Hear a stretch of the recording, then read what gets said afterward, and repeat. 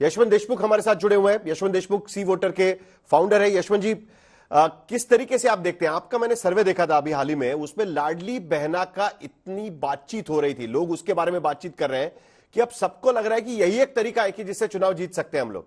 अब महाविकास आघाड़ी ने भी 3,000 रुपए घोषित कर दिए, तो प्रॉमिस की तरफ देखा जाएगा या जो डिलीवर कर रहा है उसकी तरफ देखा जाएगा? देखिए, योजना का केवल घोषणा कर देने से वोट पड़ जाता है ऐसा नहीं साहिल। मेरा मानना है कि योजना हम्म। घोषित होने के बाद में मतदाता ये भी देखता है कि इन घोषणाओं को वास्तव में पूरा कौन करेगा, किस पक्ष की विश्वसनीयता हम्म। लोग ज्यादा मानते हैं। हालांकि मैं मानता हम्म। हूं कि मध्य प्रदेश के चुनाव में लाडली बहन योजना को ला करके भाजपा ने एक तरह से टर्न अराउंड किया था, इसमें कोई संदेह नहीं है। लेकिन ये भी बात उतनी ही सही है कि महाराष्ट्र में इसका इम्पैक्ट हुआ है, हमारे ट्रैकर में आया है।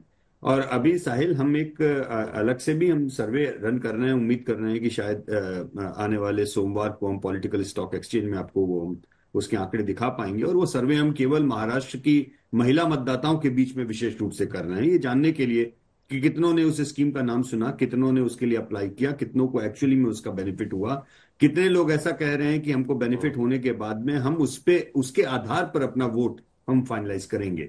बेनिफिट तो बहुत सारे लोगों को बहुत सारी चीजों का मिलता है, लेकिन हर समय उसका वोट में कन्वर्जन होता है ऐसा भी नहीं। ठीक है, एक जो बात मैं ये कहना चाहूंगा, इसको शुरुआत में मैंने आपसे कहा था कि विश्वसनीयता वाले पॉइंट पे, मुझे याद है 5 साल पहले लोकसभा चुनाव जब 2019 के हो रहे थे, तो किसान सम्मान निधि जब 6,000 रुपए की प्रधानमंत्री मोदी ने घोषणा की थी, और उसके काउंटर में हम्म। राहुल गांधी जी हम्म। ने 72,000 की घोषणा की थी साल की।